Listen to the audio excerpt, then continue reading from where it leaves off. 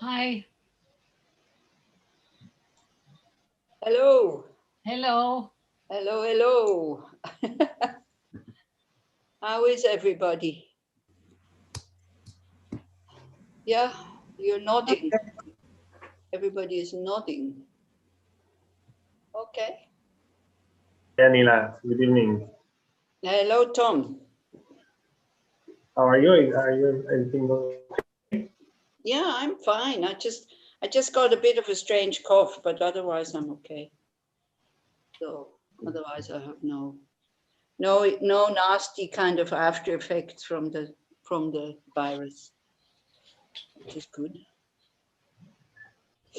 Mm.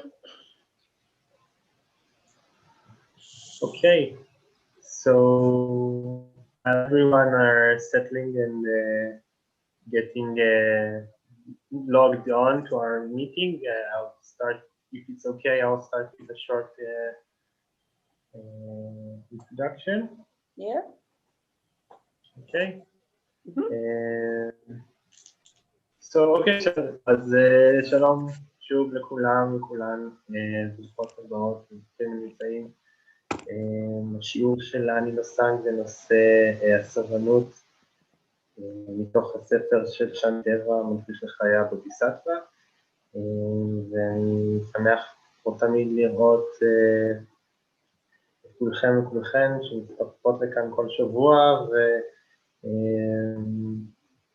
באמת יש לנו פה הזדמנות לעשות משהו ממש נחמד ולקרוא את הטקסט ולהגיב עליו ולקבל איזשהו משהו לחשוב עליו לאורך כל השבוע. רק אזכיר שאנחנו, כל הפעילות הזאת של ידידי הדרמה היא פעילות שנעשית בהתנדבות, ושמי שרוצה ומי שיכול לתרגל מבדידות הלב ולאפשר לפעילות הזאת להמשיך, אז את הפרטים לתרומה לעמותה או למורה שלנו אפשר למצוא בצ'אט, ואני גם מעלה עכשיו את הכתובת מייל שלי, אם יש מישהו, יש לו שאלה או בעיה כלשהי, איזושהי הערה או רעיון, כולם מוזמנים ליצור איתי קשר ונראה מה אפשר לעשות. וזהו, אז בנימה אופטימית זו, אני מאחל לכולנו שיעור מעניין ופורה.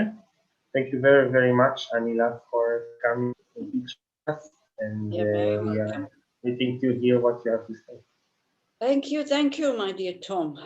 Okay, so I saw when I was opening the link that Sven Glenson is giving this coming weekend, a shamatha retreat, which, this is the thing I would highly recommend, because this is without knowing that he's giving a shamatha retreat. So don't think, we're making kind of funny publicity here. I was preparing a text. I mean, it's still the text by Shantideva, but it's chapter 5, which is about guarding alertness. Yeah, so chapter 4 is more mindfulness, like why do we want to be mindful? Because we want to be ethical. We need to see what's going on in the mind, so that without having to suppress it and without acting it out, we can apply antidotes in order to deal with these unhelpful emotions in a skillful way, so that we're not damaging ourselves nor others. So for that, you need mindfulness and alertness. So very often Glenn will explain, of course, what is the difference. And, in English, the problem is they use different words. So when I talk about mindfulness, it is like, it's memory. Yeah. So I can make it a bit bigger, Michal, then afterwards when we will read it, so that you can see it better. So when they talk about mindfulness, what it means, sati, means memory, means knowing what we want. And with Shantideva, because it's a guide to a bodhisattva's way of life, like this text that we're reading here, we're studying here, it's a manual for us to remind ourselves, to freshen up our memory, hey, I want to be a bodhisattva. I want to attain full awakening. I want to be free from not being under the control of my unhelpful emotions anymore, like totally free. Why? Because I want to be able to show others or guide others to that state as well. So this is the attitude of a bodhisattva, but we forget. So, when we talk about memory and mindfulness, we think that it always has to be present, but it's somehow, when the mind is trained to be mindful, then to be in the present, we are there, but it's not, how to say, it comes automatically or it comes naturally. Like I usually use a very simple, maybe I'll close it again so I can see you.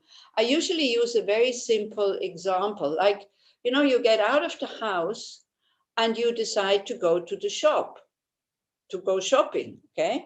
So you don't need to, on the way to go shopping, because there's enough attachment in there and there's enough determination in there to go there. So you don't need on the way there to think, oh, I'm going shopping, I'm going shopping, I'm going shopping. You will not forget on the way there.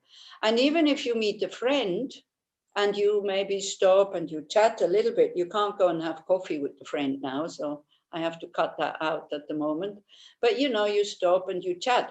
But without you having to consciously think, I am going to the shop, the memory is still there, which directs you, in the right direction. So that is mindfulness, sati, like memory, like to remember what we are out to do. And when we do shamatha meditation, we choose an object and we try to hold this object with the memory, like kind of, so that it doesn't slip all the time. Then there's another factor, which is called awareness or alertness, is kind of knowing that you are not on the object or knowing that you are on the object. So these are kind of two different factors. So Shantideva has two chapters, like the text that we're studying now, we're in chapter 6. But the other two we did in Israel, we have looked at them. Where am I here? Here, 4 and 5. So chapter 5 starts like this. And when he says, those who wish to guard their practice, what practice? Not a practice to become famous and to be beautiful and to be very intelligent and to have a lot of diplomas. The practice of eliminating suffering and having the skills to be able to lead others to that state as well. That is the practice. That is the goal and nothing else. Like all the teachings of the Buddha, if you want to put them kind of in one sentence, and I think even there's one, quote from the Buddha where he says, all I teach is how to end suffering and the causes of suffering. So all the methods go that way.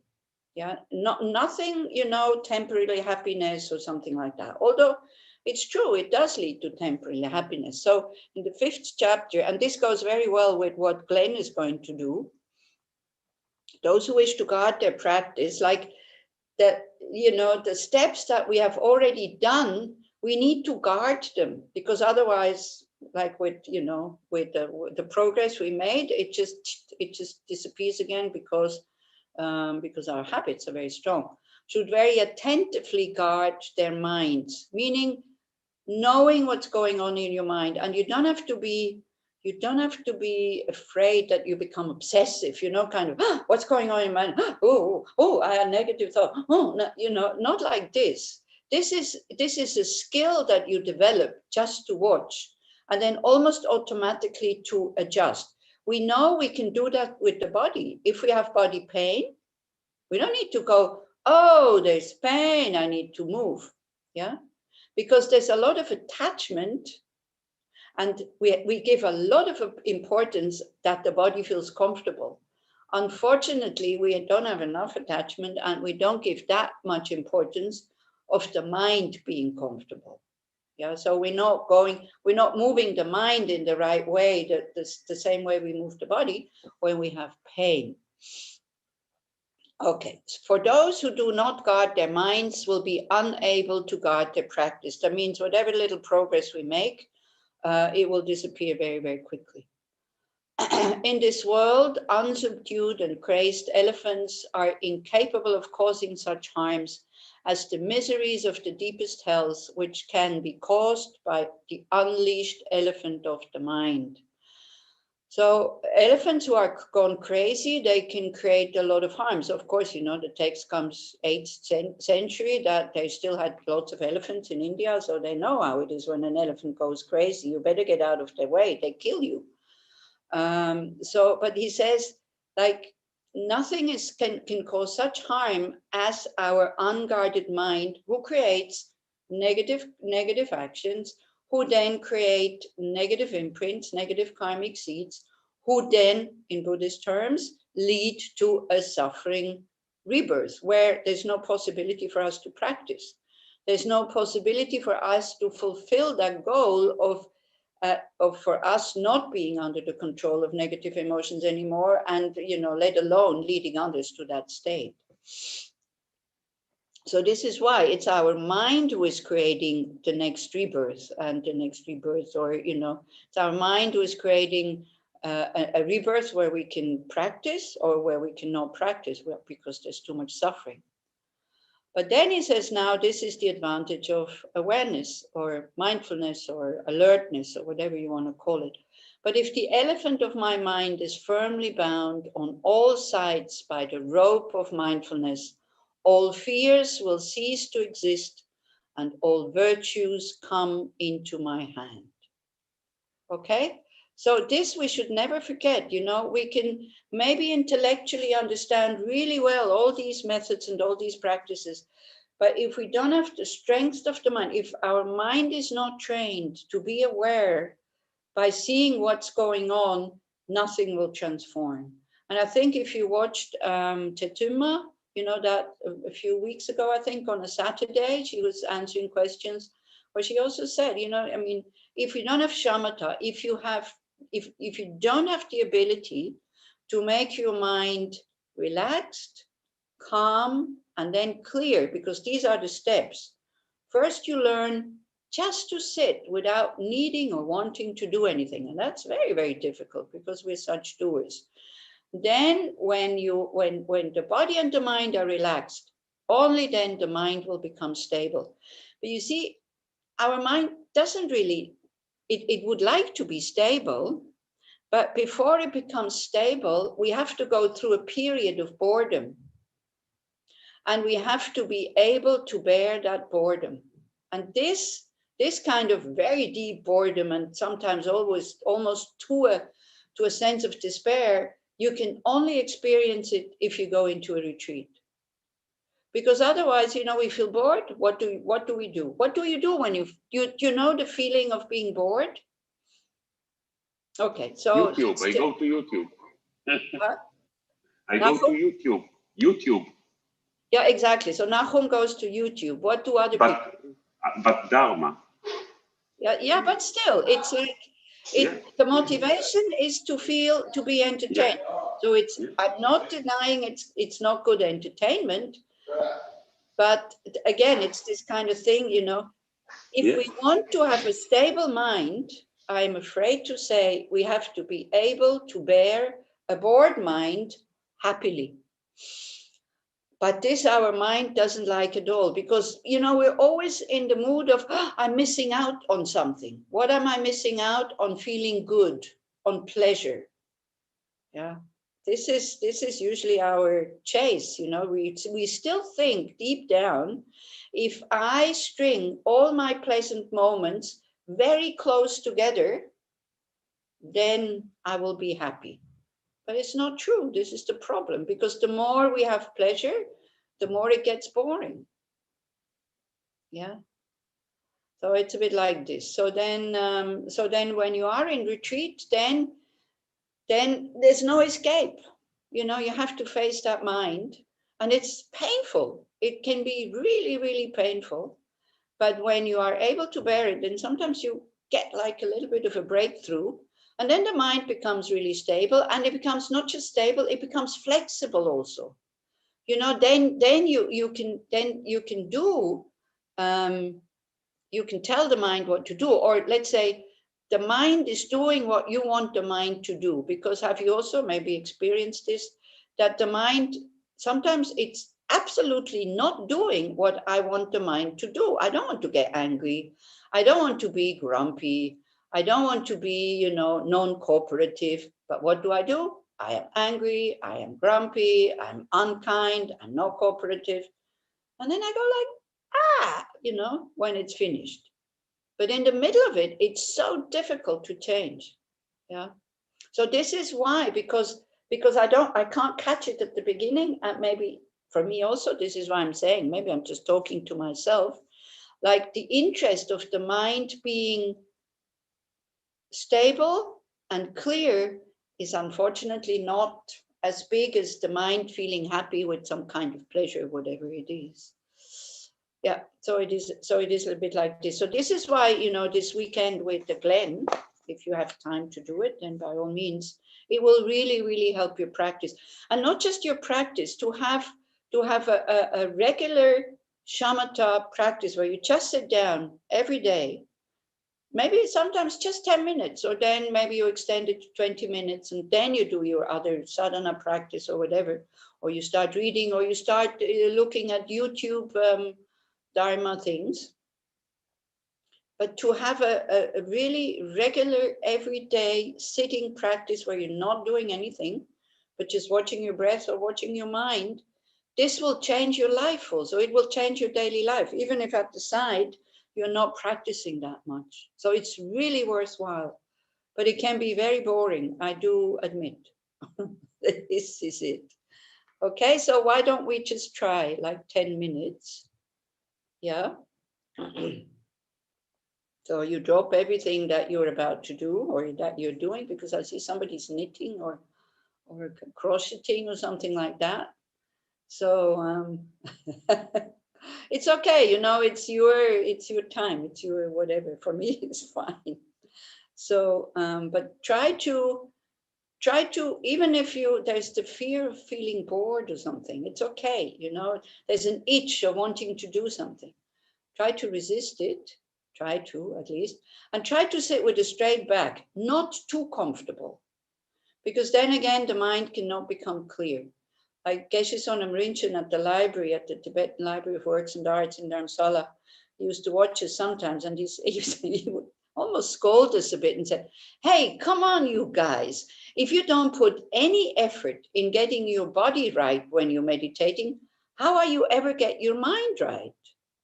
So this is why it's this also, you know, this advice, it comes from 2,500 years ago, and it has worked until now. So why wouldn't it work? You know, this is also where, when we see where these teachings come from, and when we see how long they have survived, and when we see the results of these, you know, or we feel the results in us.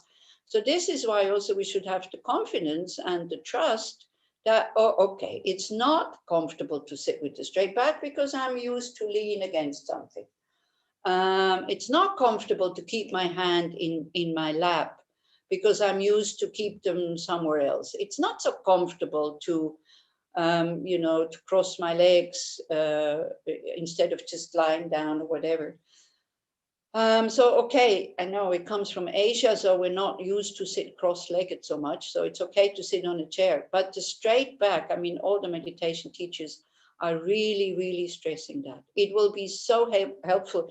It might be uncomfortable at the beginning, but when you get used to it, then you're used to it. And as we know, Shantideva has one verse in this patience chapter where he says, I think it's verse 14, nothing becomes easier when you are familiar with it. We just have to get familiar with it. Okay. So you concentrate, or kind of you become aware of your body. Try to experience it. Try to feel it without, you know, making judgments or comments or whatever. That is alertness or awareness. Being aware of the body, that the body is sitting. And try to experience how it feels. Like from before, we were not aware. We were listening to me, or maybe the mind somewhere else, or you know, or maybe making plans. But now to use that mental factor of awareness, how does it feel when you know that the body is sitting directly, without comments, without concepts? So you can use words like body is sitting. And when you start to go and the mind goes into thoughts again, bring it back. The awareness that the body is sitting. And when I say watch the sensation that it gives you, I am not saying it has to be a good sensation or a pleasant sensation. I'm just telling you, watch it. This is all we do. We watch all these processes in order for us to understand, not to feel pleasure, not to feel good. This is our mistaken mind, who's always looking for easy things. When we say observe or check, it's just for checking and for observing so that we know. And knowing, that is real pleasure. But only a Buddha really knows directly. That's what we want to become. To get rid of all confusion, all insecurity, all self-centeredness. And with that, at the same time, we get rid of all attachment, all fear, all greed, all anger, all aggression, all arrogance, and all the rest. As Shantideva says, all the good will come when you can guard your mind.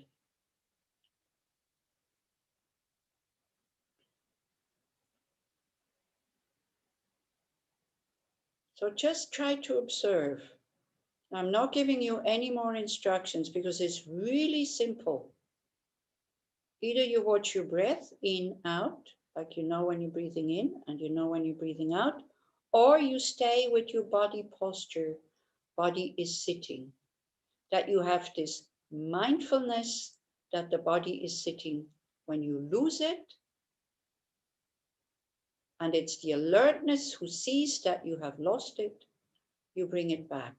The body is sitting. Or if it's your breath, in and out. Or if you have a regular shamatha object practice meditation, then you use that. And we'll do that 10 minutes.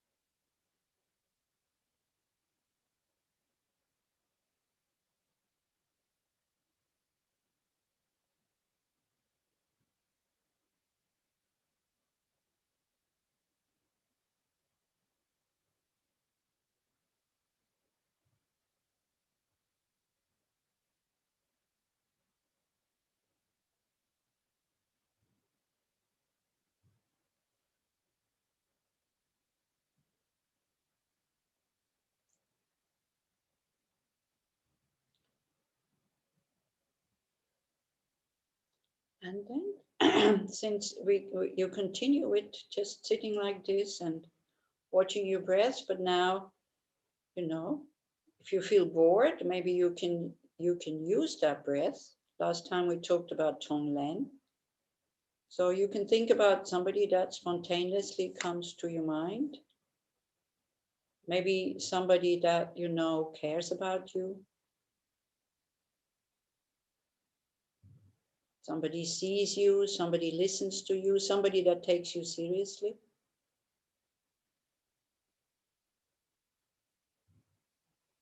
And you check the feeling in your heart when you think about this person. We did this exercise before.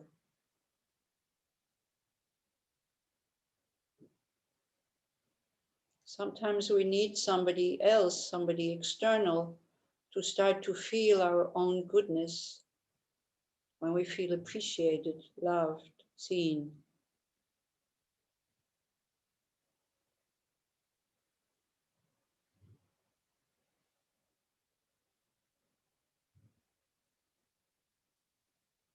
And then we recognize our own goodness.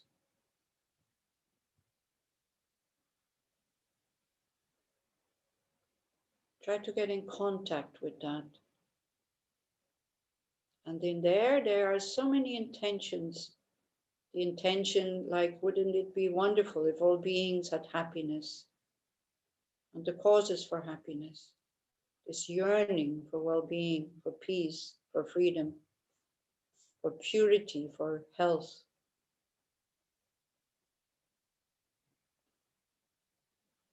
So first, when we do Tonglen, it's quite good to start with giving. So you feel, you experience your own goodness. Usually it's in the middle of your chest. And you can think it's a source of light. And as you breathe out, that person that appreciates you, sees you, listens to you, takes you seriously, sitting in front of you. So as you breathe out, you want to share that goodness with that other person. And you're visualizing breathing out light and giving them everything that would maybe alleviate their suffering, give them support, give them the tools and the skills they need in order to be able to cope with whatever is going on in their life.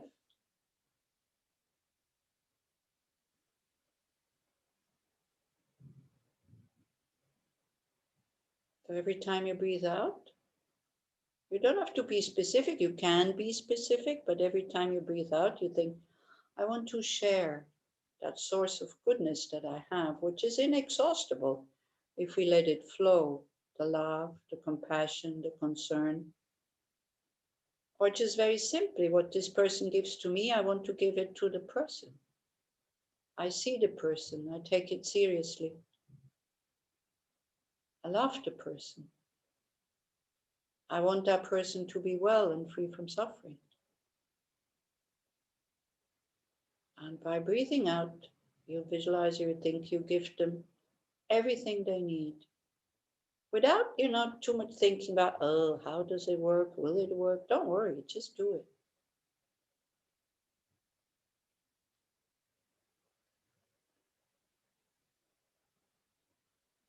Because all of a sudden, when we do this for a while, we see we have so much to give. And it really makes us more spacious, less afraid of losing things, less clinging, less grasping, less holding. Just the joy of giving and the joy of sharing. Your love, your concern, you give relief, support in the form of light. And you can think or you visualize that the person is receiving it. And all of a sudden, the breath is not so boring anymore.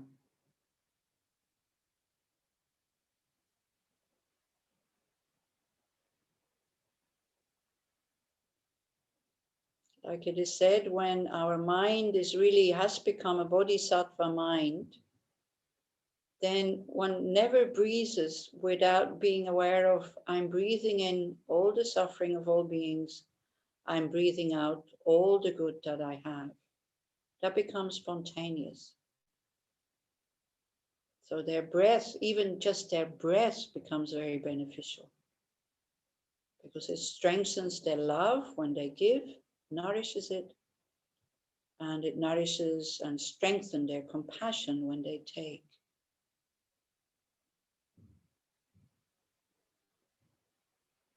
So this is where the mind training will lead us. That even our breathing in and breathing out becomes a cause for my awakening and the awakening of all sentient beings.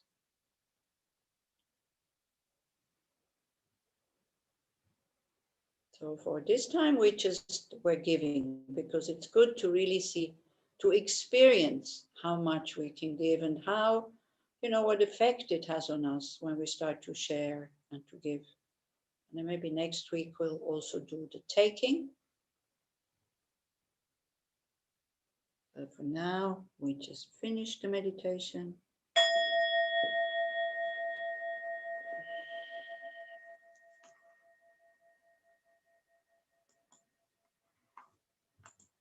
Thank you very much. And though we go to the text where we stopped last time, I think it was this one, yeah, it was this verse. Should someone else find joyous happiness upon praising my enemy as an excellent person, why, my mind, do you not praise him too? And likewise make yourself be happy.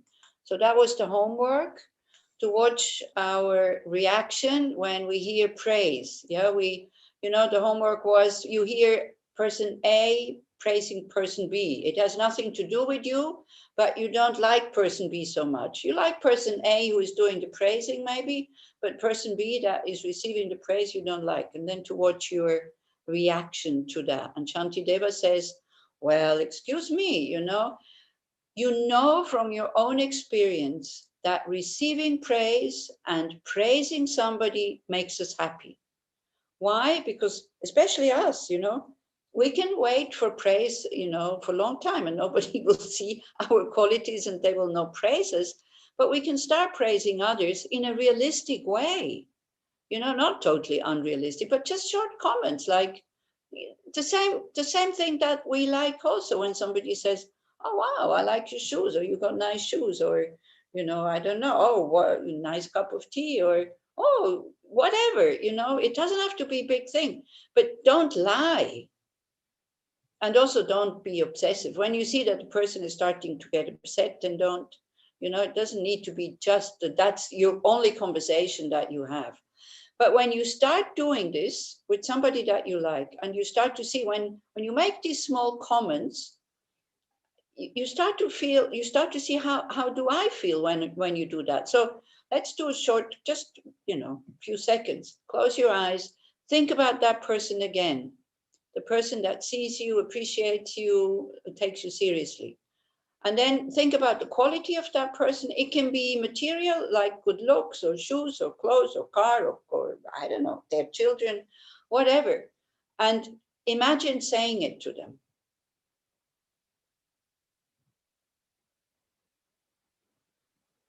Okay, I think that's enough already. How does it make you feel? You can put it in the chat or you can say.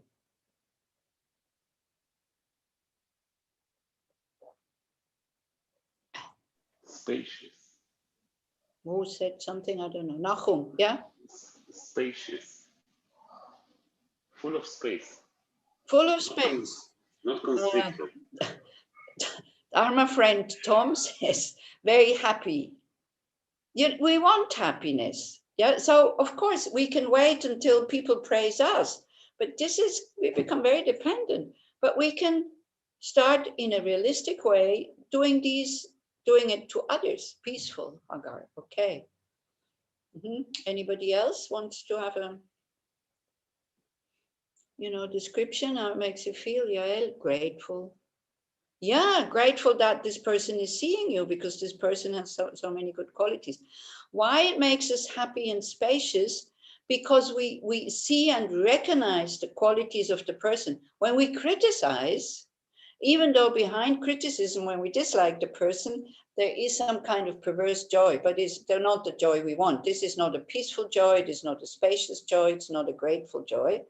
When we criticize, we see the negative sides, and then we feel unhappy, because these kind of love, compassion, wisdom, and all these other things, they are our nature. And we also have these qualities. So the mirror neurons kind of start to spark in a good way. Yeah. So then Shantideva is asking, so why, my dear? Okay, he says, okay, you don't like person B who is receiving the praise. Fair enough.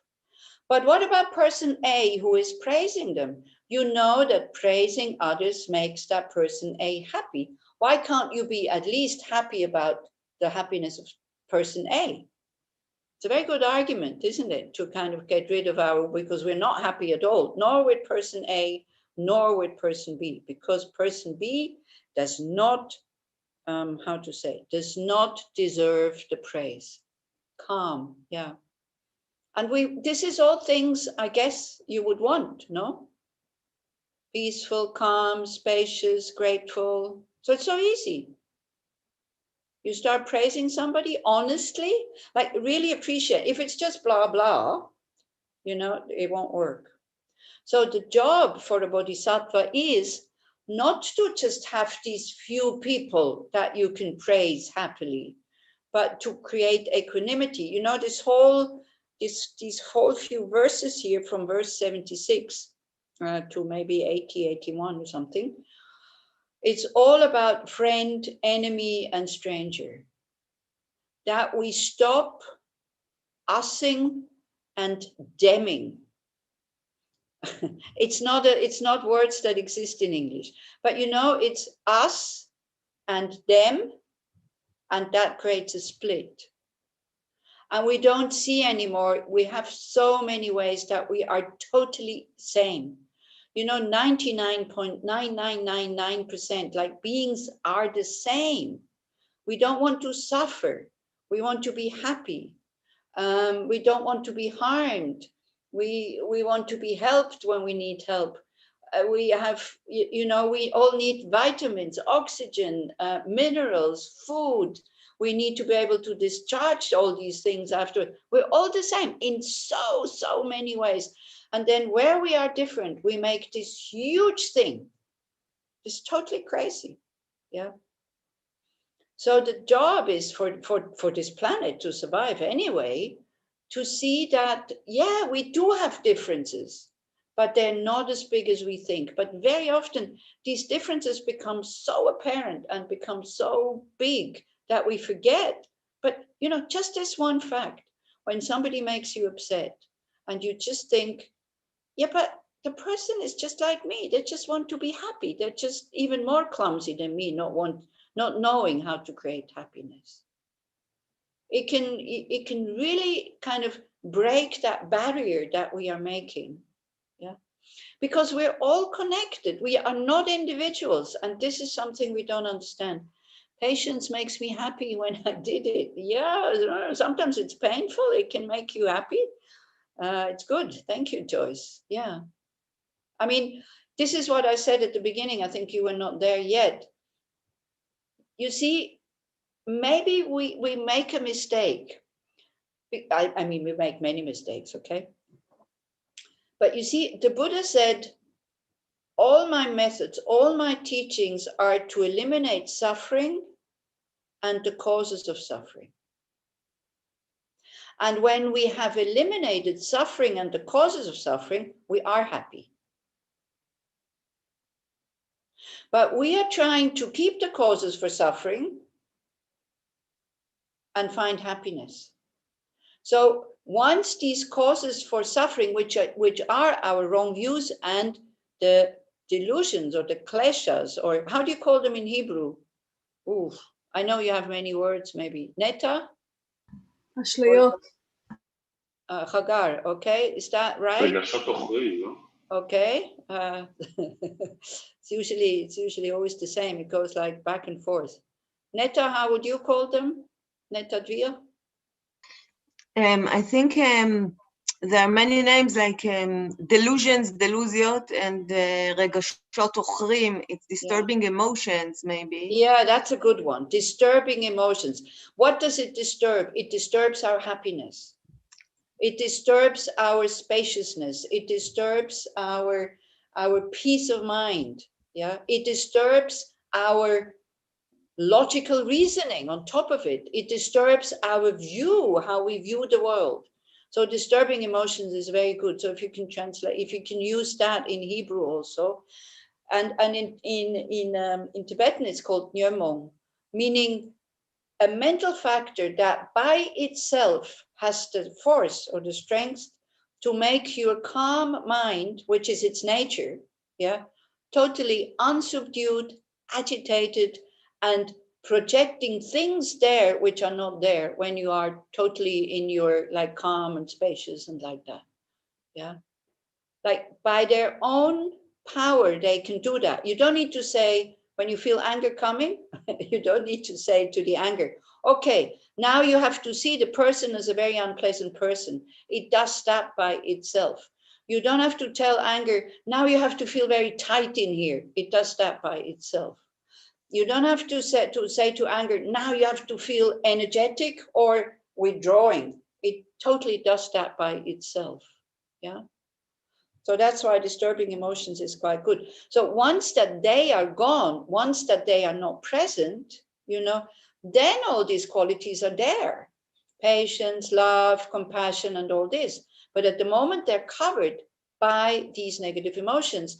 So sometimes I think we spend too much time in wanting to be happy, but not enough time in not creating more causes for suffering, with that we do with the kleshas. So kleshas, or these nyomong, they are not a happy state of mind when they are present, and that's not so bad. That's kind of okay. But what they do, we do actions with the body and with the speech when they are present, and this is what creates these unhelpful or unconstructive karmic imprints that in the future, when the conditions come, will ripen as something we don't want, which we call pain, suffering, despair, and so on. So this is how it works. Okay, so so this is just a very simple way of quickly being happy, praising somebody. But unfortunately for us, it has to be a selected person. But we can train the mind to be equanimous, to stop making these three categories, friends, enemies, and strangers. But the problem is, we make that so naturally, and it feels so totally normal to do that. It feels so totally normal to dislike somebody when they don't agree with you or when they don't cooperate with you. It feels so totally normal to like somebody when they do something for you. Not all the time.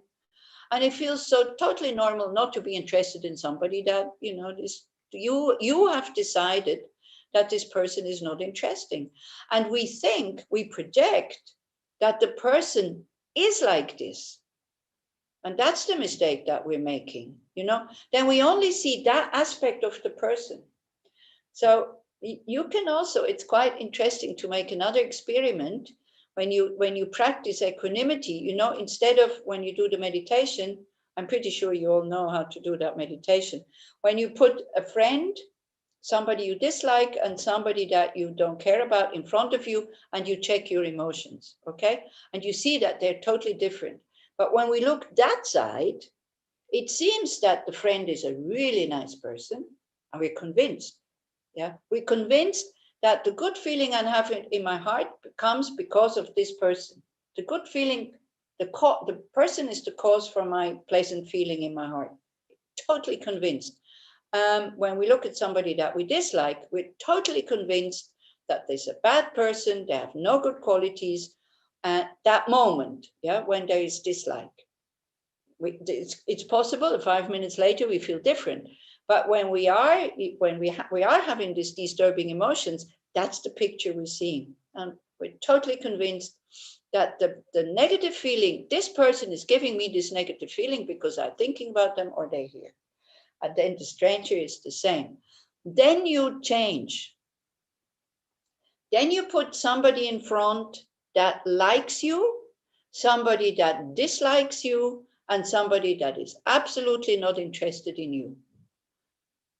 And then all of a sudden you start to realize, hey, but I am one person. Why do they see 3 different people? And then we see the mistake that is being made. Somebody who likes me a lot, they see me as too good. This is why they like me, unless they're really realized and bodhisattvas and all this, you know. Or because maybe they're dependent on me also, because then the intelligence comes and knows that, you know, it's not very skillful to get angry at that person at the moment because I'm totally depending on them. Yeah. So you see, this whole thing, we want to be independent, right? No? Yes, no?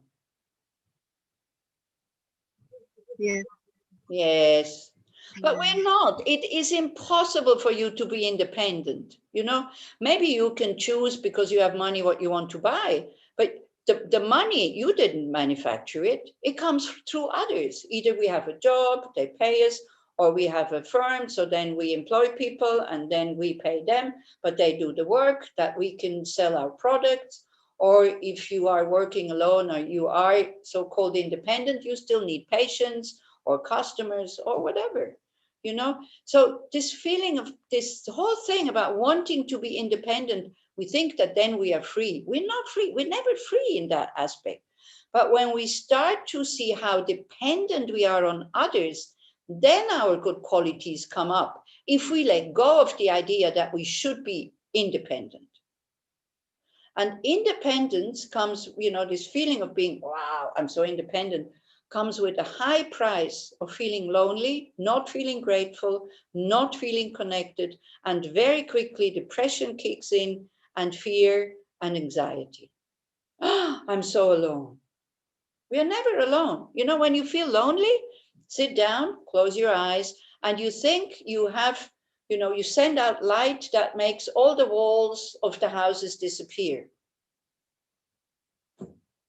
We're constantly surrounded by people, but because we build walls and houses and apartments and, you know, individual rooms, then we start to feel lonely. Yeah, so a little bit like this. So when we start to realize how dependent we are, we become very decent people, and then we are happy, because being decent, we feel our goodness, we live our goodness, we're happy about ourselves, we don't have to feel guilty, and everything is okay. Anila. Yeah. We had this week 40 hours of electricity off.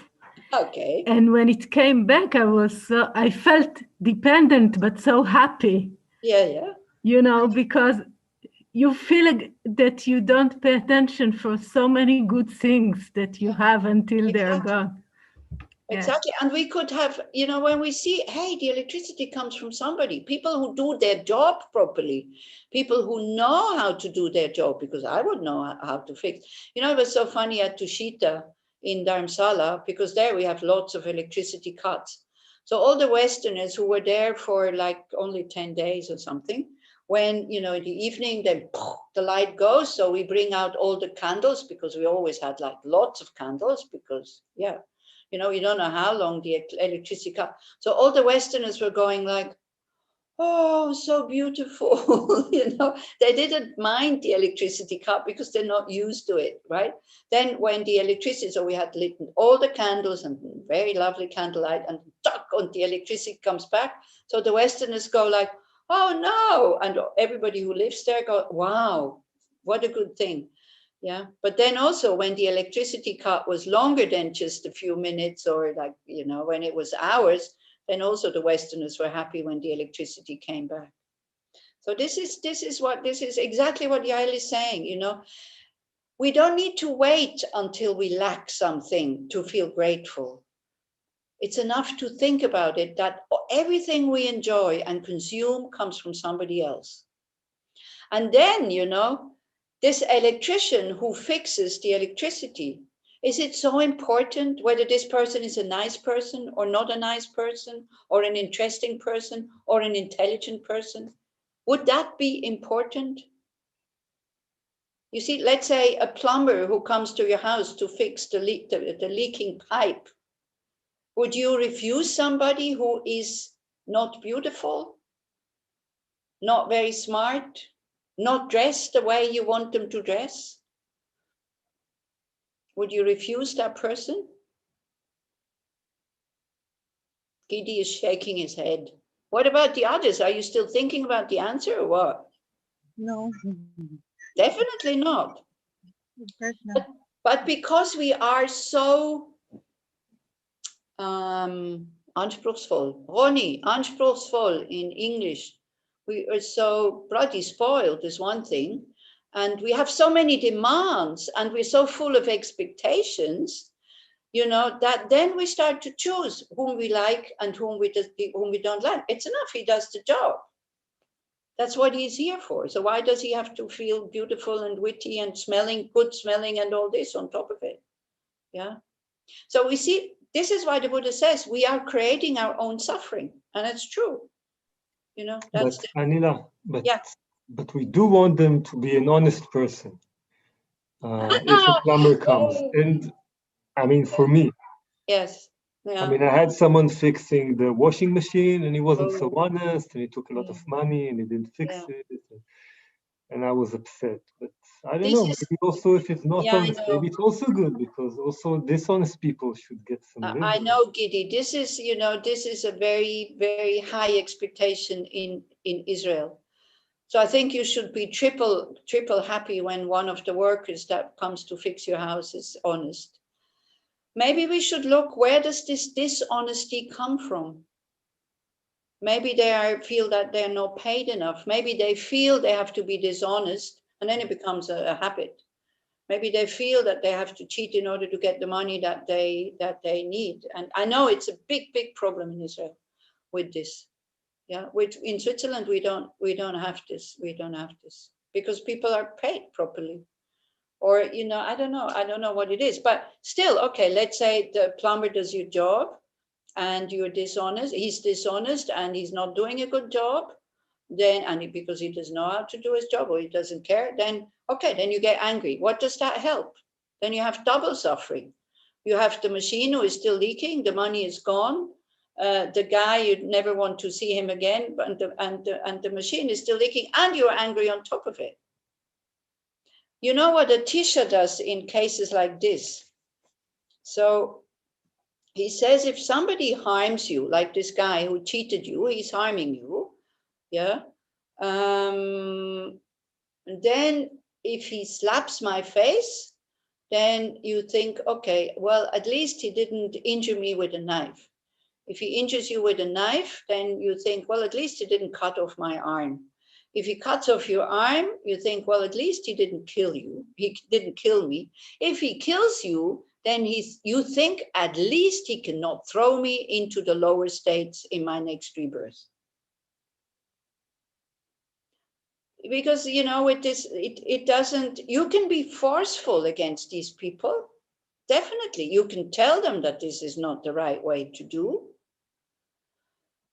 And I think many Israelis try that with their workers. Does it seem to help?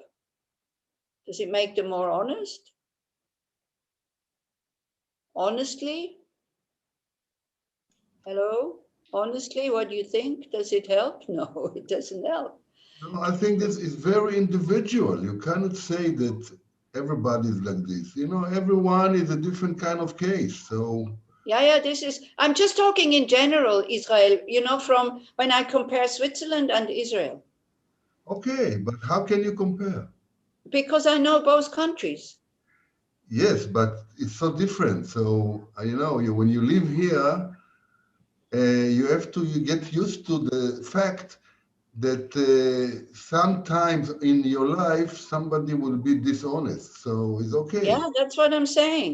He is dishonest, but you are honest. So it's always. Yeah. I'm not saying it. I'm just talking in general because I hear it from so many people.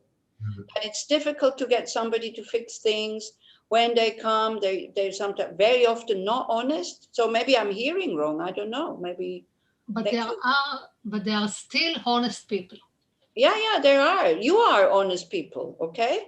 If you are doing a job, you're not cheating, so that's fine. So you can be good examples. Noah said that. Yeah, you know, first I always have to look on the screen who is talking. So now I recognize your voice. Yeah, it's true. And this is why also, you know, we go. It's so difficult to find the balance between trusting too much, because then you feel disappointed. You know, when you think, oh, I'll be kind to the person because then they will not cheat me, and then they cheat you all the same. Then you think your kindness was for nothing or whatever. You know, I mean, we can't control people. You know, I'm not Israel. I'm not criticizing. I'm just putting out facts here. Okay. And you know, if you maybe I don't know, maybe you haven't noticed it yet. I really like Israel, and No, I really like Israelis. Maybe you didn't notice it yet. So it's written on your forehead. yeah. So okay. So Anila. And there's many good things, many things that are much better in Israel than in Switzerland, by the way. No, this is not my question, but what I feel, I mean, is entirely to me to get irritated in a situation that somebody is mistrust or he doesn't do the job. Yeah. So so I won't see him anymore. I won't take him anymore. I can't. Exactly. That's it. Yeah, that's it. You don't need to get irritated. This is what I was trying to say. What's the point of getting angry and irritated? You know, your money is gone, the job is not done well, and on top of it, you feel the uneasiness of being irritated. Yeah. This is what I was trying to say. Oh, yeah. Who is?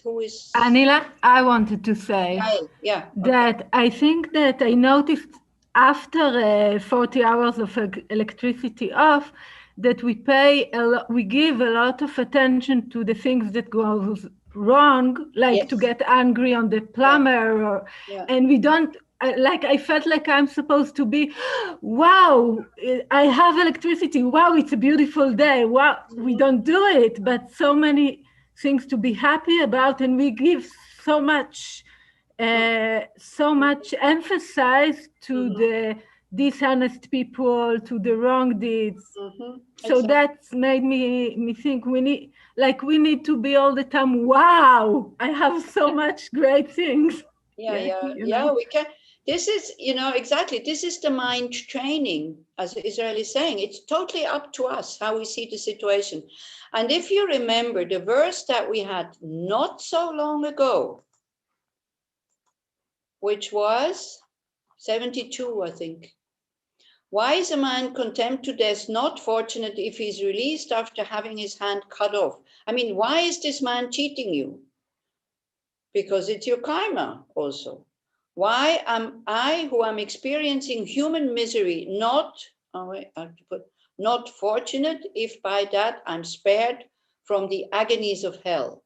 You see, whatever ripens now in terms of unpleasant situations, it is our negative karma ripening, you know, but then we don't remember when we were cheating others. Yeah, I remember, you know, when somebody steals money from me, I stole money from my parents, so I don't need to go into past life. So if we're really honest and we see what we are doing, only just in this life, maybe it's just me who does so many kind of, you know, in German we say Mistbauen. They say like, you know, that create a lot of rubbish heaps kind of thing. You know, I'm sometimes not honest, even now. I am not totally, you know, this is what I said, I stole money from my parents. I can be unkind, I can be all this. So I don't need to kind of go into past lives. I see that, well, okay, this is the boomerang coming back. Joyce, when you let that anger on, when you let that anger on you came into you are the one who suffers. Yeah, because you are the one who carry it, not him. Please correct me if I'm wrong. No, you're not wrong. This is what the whole chapter is all about. That Shantideva gives us so many reasons why there is no point of getting angry. But then, of course, our ego-centered mind said, yeah, but because we're so used to get angry when something goes against our, this is not the way I want to have it, then we get angry, We have so many very clear ideas that we're not even conscious about how I want to have it. So many expectations, yeah. So this is it, and one of the homeworks was, when you experience something that you find unpleasant, to see the benefit of it, like the benefit of, I am purifying my negative karma. So instead of having the death sentence that they're going to kill me, okay, it's not pleasant to be cheated, but at least, my negative karma of being reborn as a hungry ghost through this man is purified. But I can still tell him, you didn't do a good job, as Israel says, and then maybe he comes again, or maybe, as you say, you take somebody else. Yeah. Anila, I think now that you're talking, that we're looking for justice. And this is what makes it harder to let go or to accept. Yeah, because we are so totally just, isn't it? We never unjust. We're pure. Yeah, we are pure. Yeah. We never take advantage of anybody else, Yeah. I mean, this is the thing. When we put it aside, so we ask a different question, what is going on here, if it's karma or I'm purifying, it's different area, but when we're looking for justice, it's inherently there. Yeah. We expect things to be, right. It's very interesting with justice and injustice, okay? When I talk to children get very upset about injustice. As we grow older, we only get upset about injustice when it goes against our interest. We're not getting so upset about injustice anymore when we would have to give up something in order for justice to be created. So this is what we have to adjust there to be just. If we want to get upset about injustice, then we have to start looking. But where is there injustice also, where I'm not getting so upset and I'm not trying so hard to put it right, and I'm not ready to give up some of my privileges or money or whatever. This is why I was cynically saying we get so upset about injustice because we are so just. When we look at about our sources of happiness, consciously or unconsciously, very often it is at the expense of others. If we get the good job, somebody else didn't get it. If we win the competition, somebody has lost. Anila? Do you see what I mean? And we don't think like this. We're just happy I got the good job or the good apartment or the good worker or whatever. And we're not thinking, but then somebody doesn't get it. At least the thought, that most of our happiness, it is unconscious. I'm not saying we're doing this consciously, okay? But it somehow, this is it, the happiness, the samsaric happiness that we get, somebody else pays for it. If we look at third world, first world, it's so unjust. Our lifestyle, how we consume and how we just, also, when I say we, I don't mean you personally. I mean in general. So if you think, but I'm taking care of the environment, I am trying not to have too much garbage and all this, then just be happy about that. You're not going in that category. Don't get upset. I am not talking to you personally when I say that, when I say we are destroying the planet. Do you see what I mean? Yeah. So we are living on the expense of the people in the third world with our clothes, with our shoes, with our food that is imported, with the workers who come because they're cheap. I mean, if I look in Switzerland, who is doing the dirty jobs and the difficult jobs and the low-paid jobs? Foreigners. There's not many Swiss people. Why are they doing this? Not because they say, oh, how wonderful, I want to do this job. They have no choice. So a lot of our comfort comes on the expense of others. Yes, Michal. Yes, I would like to say two little things. Okay. The first one, of course, as I do usually, is about the anger. You know, I can imagine the anger as an infection, let's say in my stomach. Yeah. And when I look at my patients in a meeting, and I can really see their anger as infection many times. Yeah. And I can see their bodies, you know, aches and full of pain.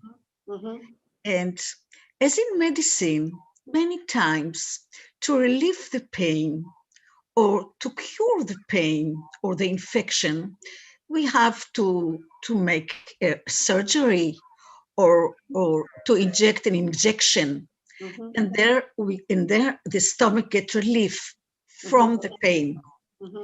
So I really, I need to understand, I know that I say it from time to time, I really need to understand your meaning. Like, isn't it to generalize the bad attitude to the anger, like it's a whole one thing or one entity?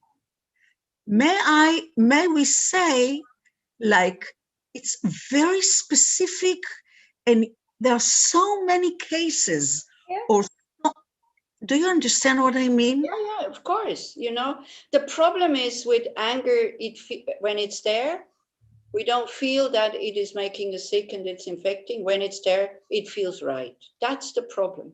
And when I talk about anger, I talk about the wish to harm. Okay, so in order for you to understand what Buddhism means about anger, you need mindfulness and alertness. You need to be able to look at your mind with a calm mind. With this mental factor of alertness, you need to be able to look at the anger, what it says, what it does, and this. And this is very, very difficult because we mix the two things. You know, we lose our alertness and we get carried away by the anger, which feels totally right at that moment. But again, you know, if you're not happy with what the Buddha says, because not me that's saying it, it's the Buddha saying it. I know. Fine.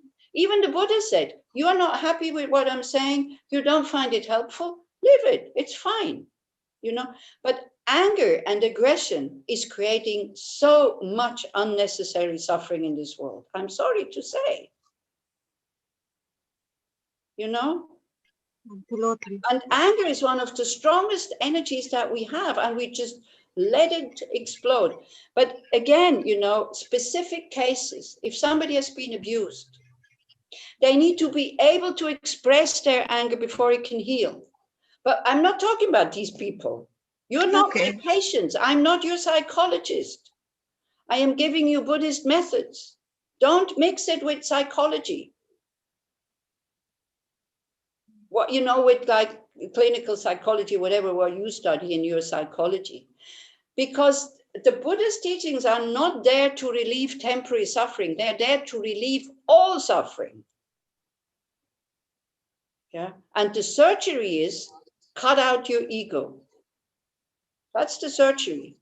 This is the problem, you know, this separation, me and others, not seeing that we are a part of a whole. You see, we behave as if, like, my body is a whole. So if I have a thorn in my foot, my hand, which is suited to do that, goes down and pulls out the thorn. My hand is not saying, what? This stinky foot? No, thank you. I'm not going there. Or, oh, the foot is never doing anything for me. Why should I go there? This is how we behave. He's not doing anything for me. I'm not going to do anything for them. If the body would start to behave like this, you know, my liver My tongue loves fried stuff, chips. My liver has problems digesting it. I get a headache. But my liver still tries. Doesn't say, okay, I refuse to work for that stupid tongue. Yeah. So this is what we need to understand, how dependent we are on others. And how, like Joyce was saying, you know, in one of her chats, like, I am the one who suffers when I feel angry. But you see, anger, thank you, Tom. Anger, it feels so helpful sometimes because it covers up the pain and the helplessness. But it's not healing the situation. It just covers it up. Anger doesn't heal. But anger can, as you say, anger can be the knife to do the operation. But I'm not talking about these cases which are, you know, patients and have to go and see psychologists. In order to be able to apply these practices, what the Buddha is giving us, you have to be mentally stable. So don't mix Buddhism with psychology. It is psychology in a way, but for people who already are quite stable, sane, good self-confidence, know about their good sides, can lift their good sides, don't fall into total despair when anger comes up or jealousy or hatred or whatever. It's for those people, actually. Other people who are unstable, much better they go and see a psychologist before to be helped by these psychological methods and then apply Buddhism. And then think about, you know, when you have been treated in such a bad way. I mean, I wouldn't tell to such a person I wouldn't teach them what I'm teaching here. If I have an individual in front of me who has been abused. You see what I mean? I see what you mean. I don't look at the, and what I've said to you as a result, but as a step in a process. Of course, after expressing the anger, we should have other steps to go ahead, to look at the anger, you know, to talk to him, to. That's what we're doing, Michal, here, isn't it? We're talking to the anger. We're looking at it from so many different angles, from all kind of viewpoints. Yeah. Thank you. And I'm not, you know, I think maybe I should say that every time. Our disturbing emotions, we will have them as long as we have not realized that we're not an individuum directly. As long as we have not realized that we are not separate from others, that I'm just part of a whole, you know, not realized here, but realized here. When we start to behave as us and not as me and them, then but we have realized emptiness. We have realized a lacking of an inherently autonomously existing self or I, separate from the body and the mind. When we have understood this, then the negative emotions will be gone. Until then, they will arise. So all we can do at the moment is not to kind of follow them every time. What about privacy? I don't know about what you mean about privacy. Well, if you are in, you know, if you have the COVID, then you have a lot of privacy. I can tell you that. That's wonderful. Nobody comes to disturb you. Everybody's afraid of you. That was a bit cynical now because I don't really understand the yes. But anyway, may you please short explain more about how to deal with a very unstable mentally person? Yeah, go and see a psychologist. This is what I'm saying. Don't give him Buddhist methods. It won't work. It's too strong. It's too strong. But I don't know anybody that I could, you know, I don't know. You have to find that person yourself. Maybe some of them are here. I know that some who are listening to here, I could point them out, but I don't want to do that. But you can raise your hand. Personal issues that are not others' business. Well, I don't really know exactly what you mean by that. You know, I mean, I go and see a doctor. I have to tell him a very personal issue, what is wrong with me. So that's very much his business. So I don't really understand what Sigal is trying to ask me. I'm afraid. But anyway, with mentally unstable people, this is it's dangerous to let them sit and meditate and look at their negative minds or emotions when they have no tools to work with it.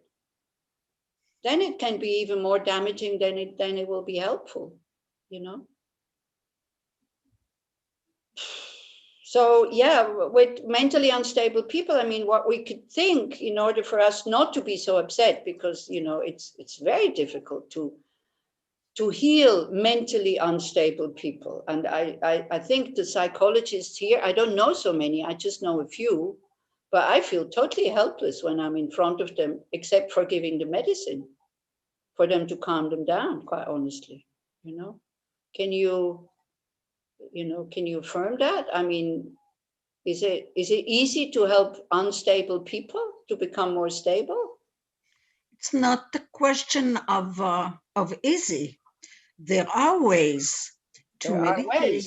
There are ways to meditate with unstable groups, with problems, of course, and also it's not an argument from my side. I just ask because I really want to understand deeper. Yeah. The meaning. What I'm saying here, I wouldn't discuss these things with somebody who is deeply mentally unstable. This is what I'm saying. Yeah. So be careful, you know, what you hear here, and you're a psychologist, and be careful when you want to apply that to your patients. First, look how it applies to you. First, look, you know, Buddhism is an experiential vehicle. You apply it to yourself. You're not learning it to teach to others. Then when you know how to apply it to yourself and you know how it works, and as you just said, Michal, before, it's like, you know, there's so many different situations where you can't generalize.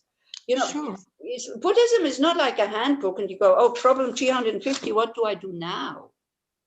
Yeah, because the same method with the same person, at one point it can work, and the other point, at other moment, it doesn't work anymore. So this is why we need mindfulness and alertness. Yeah. And so anyway, time is up. We didn't even do one verse. This is very helpful. Yeah, thank you.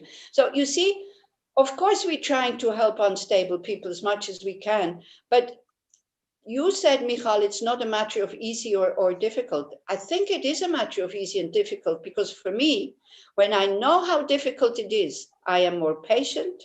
I have less expectations. I am more enduring, perseverance, and all this. If I think it's easy and it doesn't work immediately, I give up. And for me, difficult doesn't mean impossible, by the way. Right. Yeah.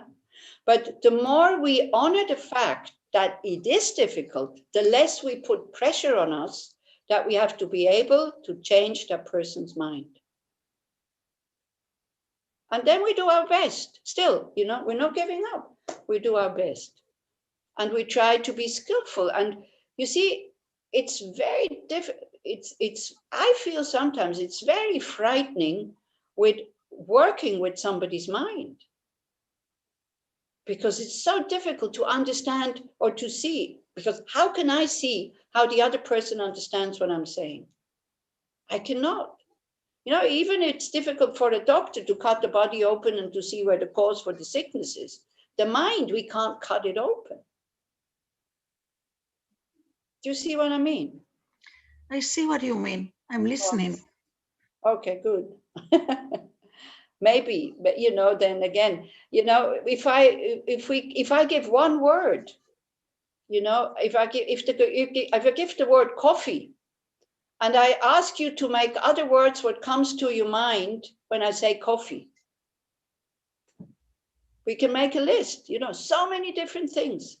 Or when I say difficult words like justice, or when I say difficult words like police, you know, in Switzerland, I might say protecting. In another country, they might say dangerous.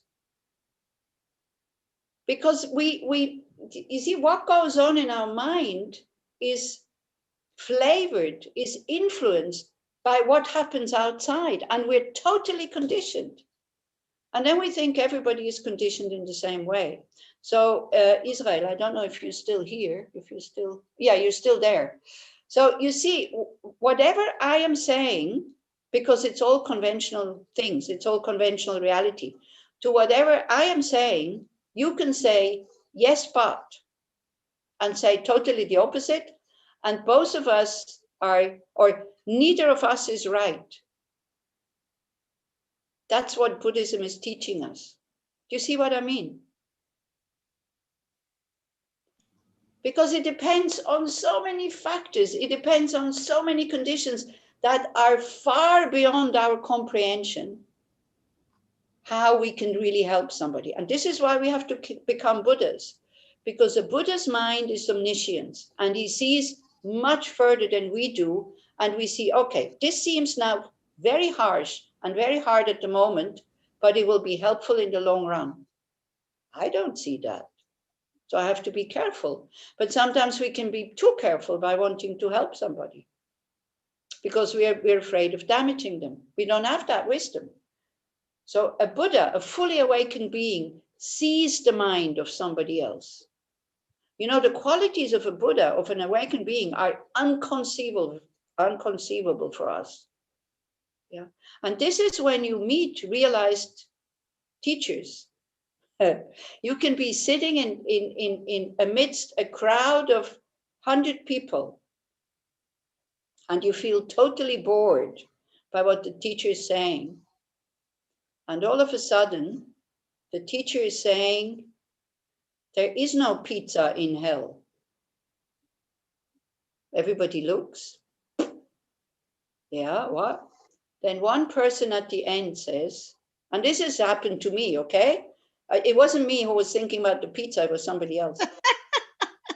He said, this is amazing because I was so bored and I was going in my mind to the pizza menu and not listening to this Lama anymore, to this teacher anymore. And then it comes with that sentence.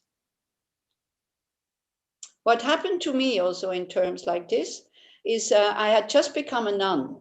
So, you know, when you are a nun, and I was in Kopan and I was sitting amongst the other monks and nuns, and you're sitting on the stage with the master, yeah, like in rows like this, not because you're special, but just sitting on the stage. And so I wasn't used to Lama Zopa Rinpoche teaching for hours and hours and hours without a break. So I had to go to the toilet before the teaching, but I didn't have time. So I thought, yeah, okay, I can keep it for another hour, just, you know, and then go in the break, I go and make pee-pee. But he didn't make a break. And so, you know, and nobody got up. You know, the lay people got up. This is fine. But from the ordained, nobody got up. And I was just new. And I thought, maybe I'm not allowed to go to the toilet, you know, if I'm ordained and this and that. And I was kind of wondering, what shall I do? And it's getting really uncomfortable and all this. And all of a sudden, Rinpoche starts talking about toilets. Where does he know, you know, where does he know that I need to go to the toilet? So I went to the toilet. And this, when you know, when you listen to realized teachers, and you have these kind of questions or these thoughts, very, very often the answer comes. And then you know that they see far more than what we see. Yeah. And then you kind of go like, oh, this is the result of this practice. This is quite a good thing. Sounds a bit like miracle, I know, but maybe some people who have had contact with realized beings, they can confirm that. I don't know. So anyway, but you know, I'm not asking people to confirm it so that you believe it. Whether you believe me or not, you can. This is your own decision. Yeah. So like that.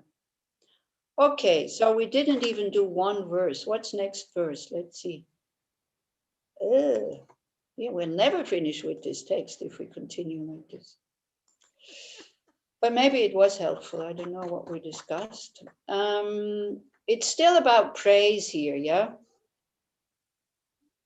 So this is what we had last time. So the next one, that joyous happiness of yours would be a source of joy, not something prohibited, a precept given by the excellent ones and the supreme means for assembling others. Okay, so here again, it is about, it's about, instead of getting angry when somebody is praised because you think they don't deserve the praise, like giddy, imagine, you telling somebody about somebody who fixed your washing machine and you saying that, and then the person says, oh, I don't know, he did a very good job in my house. Would you be happy that he's also able to do good jobs? Would you be happy about hearing that praise? You would have to practice patience, because patience is not reacting, also not saying anything, to refrain from saying harmful words. Of course, if we would say then, oh, but no, he's terrible, blah blah blah blah blah, our motivation would be to protect the other person where he did a good job, so that this we would think that this is our motivation, isn't it? But if we're honest, we just want to destroy the good reputation of that worker. Again, the alertness and the mindfulness to look, what is my motivation now to say that he's a terrible kind of plumber? And then we're honest. If you're doing it to protect somebody else, that's fine. But very often it is in order to destroy the reputation of that person. So then here it talks about, when we look at the verse again, it praises patience by saying a precept given by the excellent ones, like you will please the Buddhas if you practice patience, and the supreme means for assembling others, means if you practice patience and you're not bad mouthing about other people, even if it seems justified, you will attract other people. You will become a very attractive person, not wanting to attract them because you want to become famous, but attracting them because you want to be of benefit to them. Okay, so next time we will talk about these 4 joys of developing patience, because now it's finished anyway. So there's four joys. They talk about the 4 good things that go with practicing patience. So we do that next time. And the homework will be the same. Again, it's about praise and blame. To check our reaction when somebody is praised, when we like the person, when somebody is praised when we dislike the person, and when somebody is praised that when we don't like, when we're kind of not interested in the person. And also to see our reaction when we have to give praise to somebody that we dislike, for example. To see the difference. The words are the same. And I have to admit, I sometimes dislike people, but lo and behold, they have good qualities. But then, it's so painful to praise them, even though it's honest what I'm saying. So just for you not to manipulate, not to judge yourself, just to see these total unlogic reactions that we have. It's about this. So that's also Buddhism, to check our unlogic behavior. It's the same words. I see qualities in that person. Why do I not enjoy saying it? Oh, wow, you did really well. The same way I enjoy saying it to another person. So that's the homework. Okay? But I would like to finish, although again, we're 5 minutes over, I would like to finish with some loving kindness, with metta, because that is the medicine. That is the remedy, not anger. But you can show, again, I can't repeat it enough. You can show wrath, anger, the same you do with your children because you want to protect them. I'm not saying anything against this, but very often our anger is not to protect. Our anger is to harm. And this you can see in other people when they're angry at you. They're not angry at you to protect you. They're angry at you to harm you. With other people, we can recognize it. Yeah. And then it creates negative karma. So it can be beneficial in the short run. That's true. You get what you want. But then in the long run, it's not beneficial. And it becomes a habit. And I have to say, it's not because I don't like Israel or whatever, but anger is a big problem in Israeli society. It's a big problem. So much unnecessary suffering comes because of anger, because it has become such a habit. But also, on the other hand, when I look at the anger, again, now I generalize, it can, for a Swiss person, it looks like anger, but for an Israeli person, it's not anger. Do you see what I mean? In a Swiss person, in general, the anger, you don't notice it so much, but it's there and they keep it for a very long time. In Israel, it goes, but then it's gone also, sometimes, yeah? And I've never seen a country, also generalizing, where people are so helpful when you need help on the spot. Nowhere else. And I've been in many countries. And I'm not just going to a country as a tourist, because I'm teaching and I'm discussing with people. So I get to know them better than just as a normal tourist, yeah, because I meet them on a private level also, I think. Maybe I'm just being arrogant, but it's a little bit like this. Yes, in here, it's been too legitimate. If you're not angry, you're not a real man or independent. Yeah, it's a bit like this. But also, that's one side, or thinking of your own opinion. Yeah, it has become such a big habit. And it's a shame, because when we're angry, we cannot enjoy anything. And we have lost contact to our goodness and to our kindness when we are angry. That's a shame. Yeah. But on the other hand, as I'm saying, if you need help on the spot, like, like burst a kind of a tire in Switzerland, nobody would stop. You have to call somebody professional to come and change your tire. In Israel, it happened to me twice. 2 minutes later, somebody stops and helps you. Try to be very happy about this. Also for you, don't just see the negative sides of your country, please. Also see the positive sides. Yeah. And appreciate that so many people help voluntarily. I feel that the other person needs the energy of anger from me to understand that I'm serious. Yeah, I know we have these kind of things, we say that. And then, yeah, of course, we have all kinds of justifications for our anger. Anger always has a good reason to be angry, the anger itself. Yeah, so that's the problem, isn't it? It always feels right and it always feels justified. While you are angry, you never have a mind that says, "Ooh, this is not right." Never, ever. That's the problem. It always feels right. I need this now. I need to be angry to make the other person understand. And we don't even try long enough with kindness. We don't even try. Then, of course, the person does what you want them to do because they're afraid of you, because they don't want your anger. But it won't hold. You turn your back, that's it. Yeah.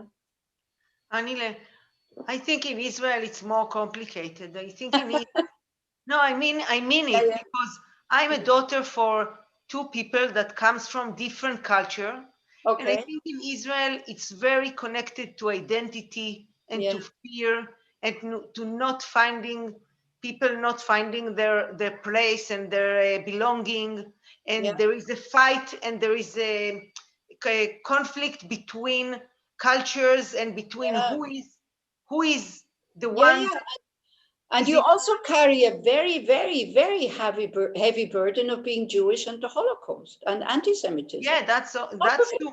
There are many research that on top of it. Yeah. You carry a very heavy burden with you that sometimes, although you're not ready to let go. Also, I don't mean personal, okay? But sometimes too much is played on that card, you know? So, yeah. Anila. Yeah. Anila, Israelis are also very warm and friendly. That's what I'm saying. Yeah, maybe hot. They are hot-tempered, but also hot. Yeah. Like I'm away, so I can see the perspective. Very friendly country. Yeah, this is what I'm saying. This is why I like it so much. Yeah, I like it too. Don't you hear that when I'm saying? But it also has the other side. So for me, the warm and the friendly side is much more important than the other side. I used to get upset, and I was at the beginning because I didn't understand, and I got upset, and I got kind of, wow, what is this? Now I understand better. You can't make me upset anymore with your anger. Yeah, but as you say, as Hadar is saying, it's complicated. It's very complicated. Yeah. But it's not just because something the people are not getting what they want. It's not just, it's people are not feeling enough belonging. They are not sure of themselves, and they are not secure in yes, exactly. That's so much reason for being angry, feeling insecure, being afraid. This is what I'm saying. Anger is covering up the pain of being insecure. Exactly. That's the main issue, I think. And the only way we feel secure when we stop seeing ourselves as individual and special and separate from others. Okay, let's just do because I need to finish. But otherwise, from my side, we can go on until midnight if you want, but we need to stop. I mean, it's good to talk. I think it's good to talk about these things. And if I ever say something that hurts your feelings, please tell me in front of everybody. It's fine, because I'm not saying these things to say your feelings, to kind of hurt your feelings. And I might be totally wrong with my opinion. You see, this is the thing, is like, we also very often very convinced my opinion is right. And then somebody says like, no. So I'm quite happy when you tell me that I'm totally wrong. Don't worry, I won't get angry. Okay? You can correct me and anything. This is absolutely fine. Because I also have assumptions which can be totally off. Yeah. But I do like Israel a lot. And I know that all the teachers who come, they like to come to Israel. I have contact with many of them. Nobody says, oh, no, thank you, I'll never go back there. Nobody. Yeah, so you have many, many good sides. So nourish those good sides, And can you imagine the paradise Israel would be without all that anger that is flying around? With all that fear of being the friar. This is it.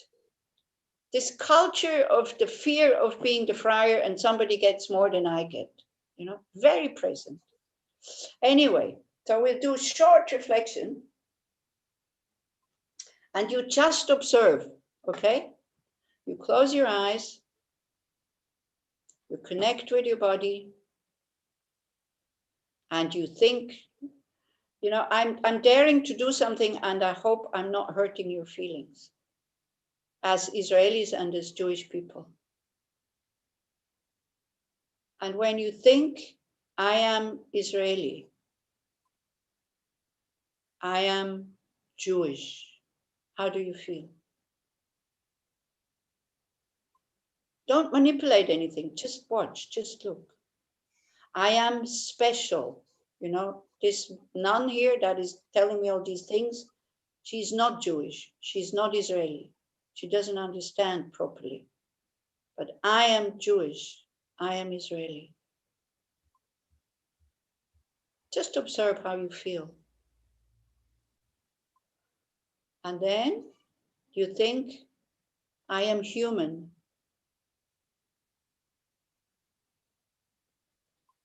I am just a tiny, tiny part of the whole of humanity.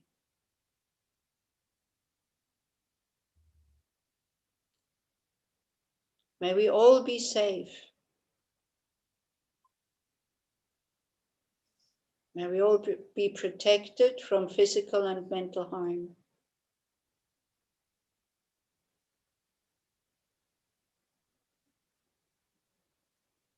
And may we all be able to to be connected to our inner resources of love, kindness, patience, understanding, and connectedness.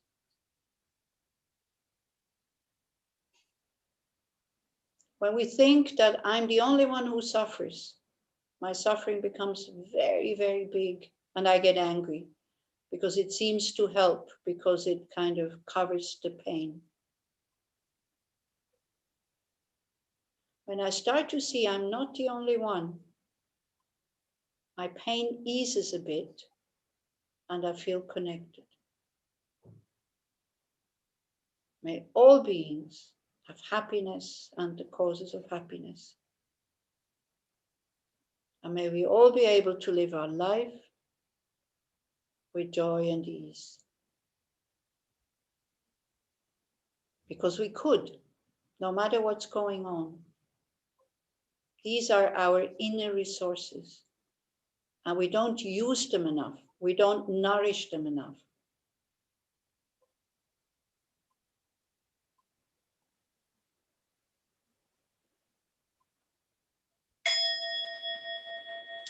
Okay.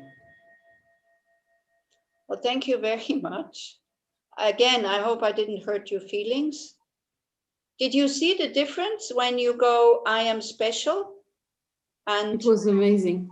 And I am just a part of something here that we call the world? Yes.